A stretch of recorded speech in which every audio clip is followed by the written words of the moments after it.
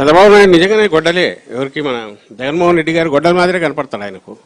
ఎందుకు ఆయనకు అట్లా కనపడక ఏమన్నా దండ మాదిరి కనపడతాడా?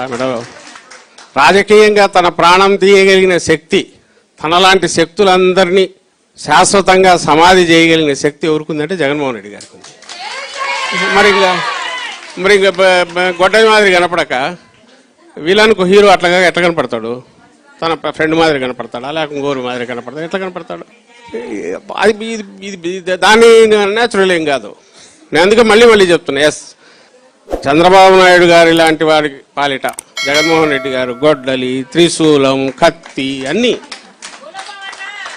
ఏదన్నా చేయొచ్చమ్మా. మీ అందరికీ మనందరికీ తెలుసు, 2017 ప్లీనరీలో మన నాయకుడు జగన్మోహన్ రెడ్డి గారు, అప్పటికి చంద్రబాబు నాయుడు 14కు ముందు నేను డ్వాక్రా రుణాలన్నీ రద్దు చేస్తానని చెప్పి ఎగ్గొట్టి ఆ పని హామీ నిలుపుకొని నేపథ్యంలో వాళ్ళ కంప్లీట్ బతుకులే ఇదైపోతుంటే అప్పుడు ఎంతో 16,000 కోట్లు ఎంతో ఉంది అనౌన్స్ చేసినప్పుడు.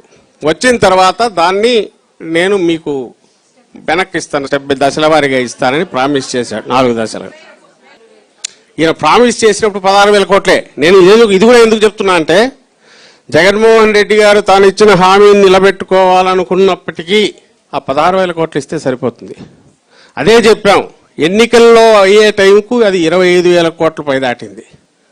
అప్పుడు అందరం అన్నది ఏంటంటే, అన్నా నువ్వు చెప్పింది ఇంతే, అది ఇస్తే సరిపోతుంది, హామీ నిలుపుకున్నట్టు అవుతుంది, ఈ మిగిలింది అవసరం లేదు 25,000 కోట్లు అంటే. అదేంటది, intention is to help them out, to bail them out, ఫ్రీగా నిలబెట్టి ఫ్రెష్గా రెజ్యూనేట్ వాళ్ళకి కావాల్సిన శక్తులు ఇస్తే వాళ్ళు ముందుకు అడుగేస్తారు.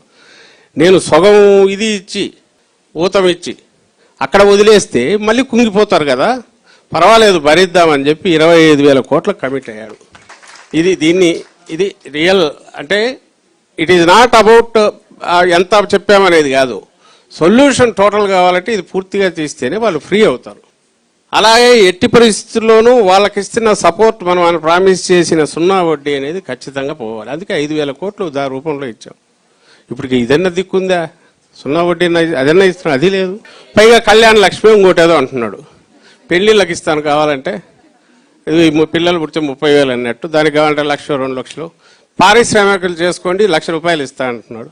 1,00,000 రూపాయలతో ఎవడో పరిశ్రమ పెట్టగలడానికి కూడా చేయగలరు.